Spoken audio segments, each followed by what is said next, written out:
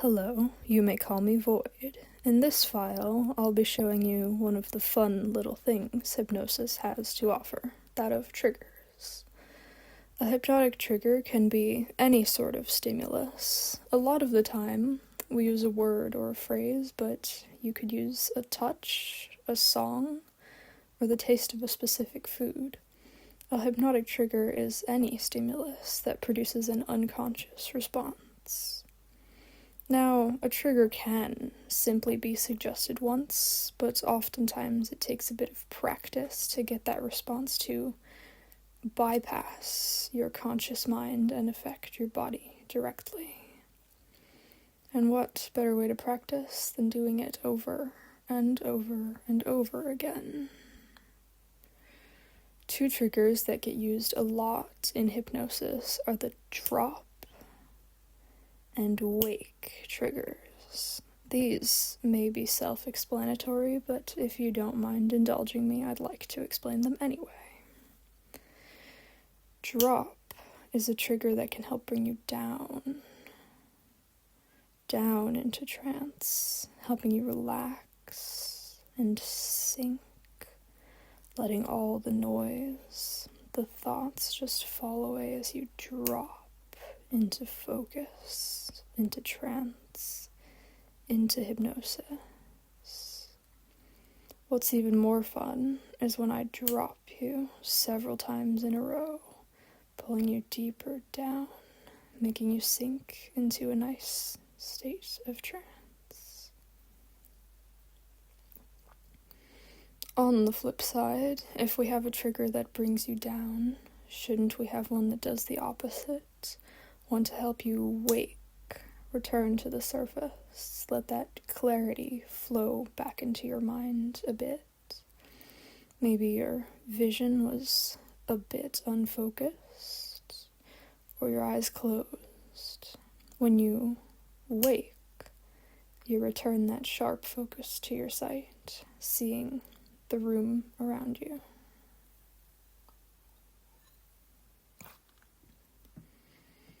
With time and practice, these innocent words can become something of a switch for your mind, one that turns it off, brings you into trance, and that turns it back on again, drawing you back to the surface.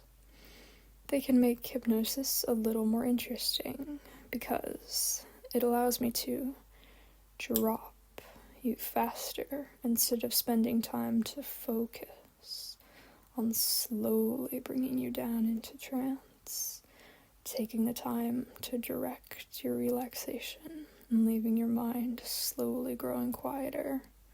No. We want a trigger that will pull you down fast, to make all those thoughts drop out of your mind, just like that. And similarly, we could take the time to move through the steps, climbing back up slowly, up out of trance, but why bother when instead I could just say that nice little trigger word, wake, and just like that, you can open your eyes, return to your senses, emerging back into reality as you become aware, and wake. Very good. But pulling you into a state of trance faster is not the only purpose of that word. There are so many different ways to use it. A drop trigger can help deepen your feelings of trance as well. If I tell you to drop while you're already in trance, you just sink deeper, don't you? Then again, it would be pretty boring if I just had you drop over and over and over again, wouldn't it? If I just drop you down, drop.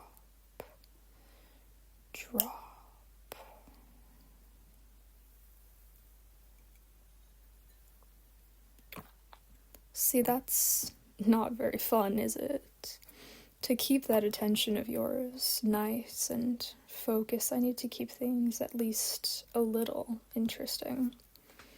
One way to drag you deeper using this trigger, without it getting boring, is to carefully drop that word into my sentences, letting your mind flow along with my words, following the cadence and tone as each drop into trance carries you gently down deeper and deeper.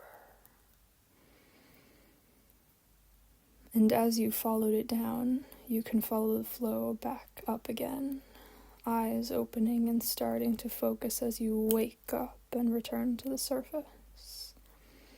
And perhaps you still feel a bit fuzzy, a bit hazy as you sit here in the wake of a deep trance, and that's perfectly all right. It's like getting up in the morning. You aren't fully awake and aware right away. It takes some time, some effort to adjust. But what happens if I deny you that time? What if, instead of waiting for you to recover and return, I take your mind and drag you down again? What if I drop you right back down into that state, sinking, falling even deeper than last time? Maybe that little bit of haziness and relaxation left over from the last trance can multiply and spread through your whole body and mind. Going into trance can feel so nice, so relaxing, and it's so easy to just drop when you hear that little word, punctuated by a snap of my fingers. One little word, one little drop, and you're so deeply hypnotized, so comfortably relaxed and suggestible, and it can feel so good to sink deeper, can't it?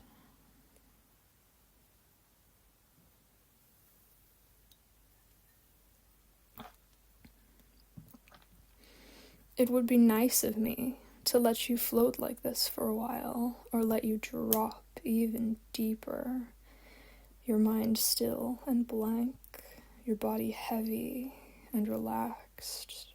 But no, that isn't what we're doing today. No. I'm going to drag you back up with a wake, no matter how much you want to stay down. Come now and wake. Open your eyes. Focus. Very good. Now, we aren't done, but I want you to focus on feeling even more awake. Move your body a little. Look around the room.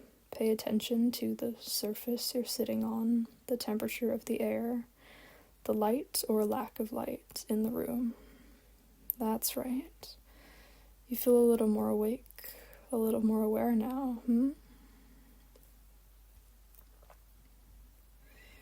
Now, the last thing I want to show you today is how using a trigger can create a bit of suspense.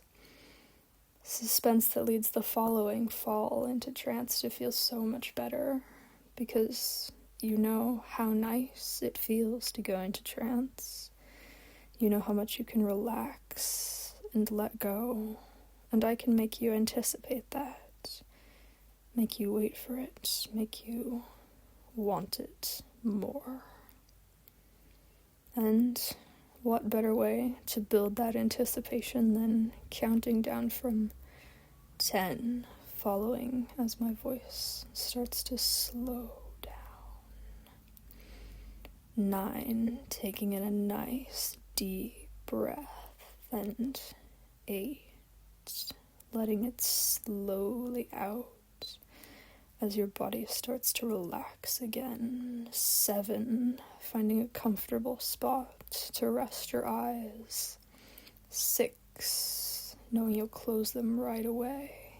5, as soon as I give you that trigger word. 4, maybe your eyelids are heavy already. 3, heavy. 2, so ready to fall when you hear that little word. 1, and drop.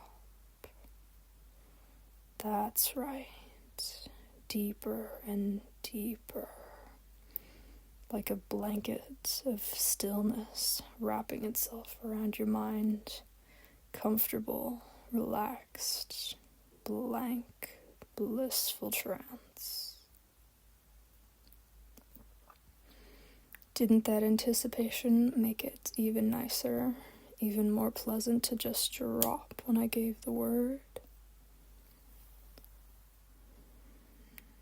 Did you know that a lot of hypnosis works just like that? Most of the power I have on your mind is based entirely in building expectations. Sometimes, most of the work happens even before the induction.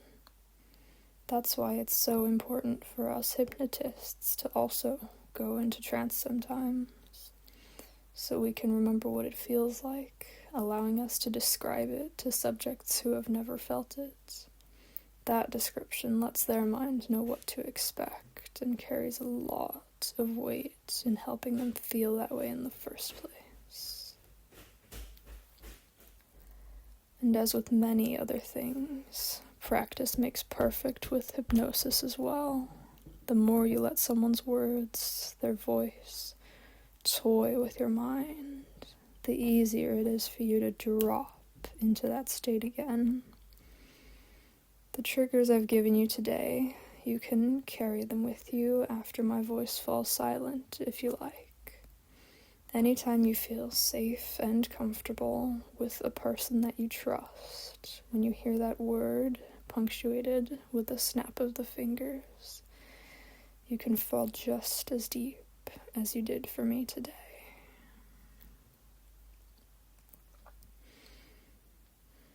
But for now, it's time to return to the waking world, nice and refreshed, floating slowly up to the surface again, and you can carry the memories of as much or as little of today's trance as you like. With 1, 2, starting to resurface, 3, 4, awareness slowly flowing back to you, 5, 6, every breath bringing you back, 7, 8, nearly awake now, and 9, 10, wake. How do you feel? I've used a bit of fractionation on you today, so it's perfectly normal for your mind to still feel a little fuzzy. It will return to normal all on its own as you go about your day. For now, I suggest you stretch your body and get yourself some water before moving on to anything else. Let your body and mind reacclimate to the waking world. Thank you for listening.